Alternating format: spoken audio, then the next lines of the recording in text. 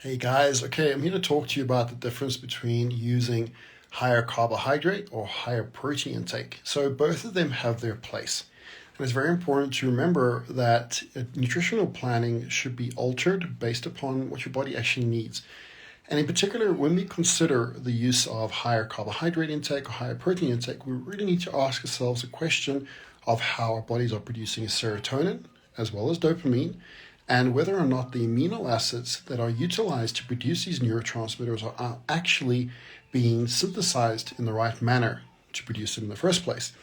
In specific situations, such as immunological reactions, as in cases of autoimmune compromise, bacterial overgrowth, particular gram-negative bacterial overgrowth that can create an increase of lipopolysaccharides, we really want to be careful and cautious as to the quantity of carbohydrates consumed. But other situations whereby we have low serotonin, we also want to be very careful into the quantity of protein consumed as well. So let me give you this indication and understanding as to why.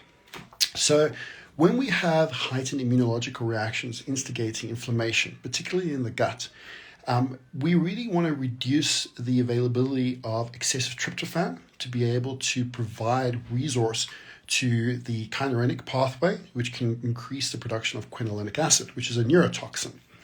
So in these situations, consuming diets, having a diet of a higher protein concentration would prove to be beneficial because of the amino acids that are contained, as well as the lack of a dramatic insulin response to a higher protein diet, will also facilitate less of an impact to proliferation of quinolinic acid accumulation, particularly into the brain.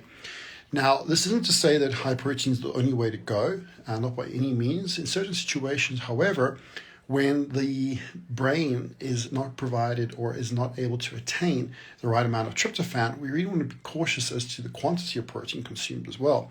See, higher increases of carbohydrates in these certain situations will actually allow for better transport of tryptophan over the blood-brain barrier, providing a resource to our brains to produce serotonin.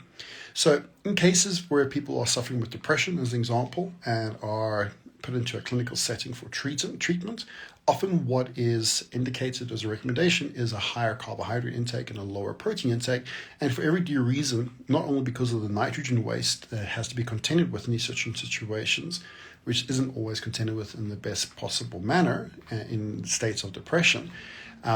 In these cases, utilizing more carbohydrates actually provides better resource for the brain to produce serotonin. However, in situations such as diabetes or situations such as metabolic resistance, there is generally an increase of IDO activity, indole-amine 2,3 dioxygenase activity, or TDO activity, tryptophan 2,3 dioxygenase activity. And in these situations where there's a high amount of stress, a high amount of epinephrine release, which actually coincidentally is also linked to low amounts of dopamine. So dopamine deficiency has an impact on excessive cortisol release.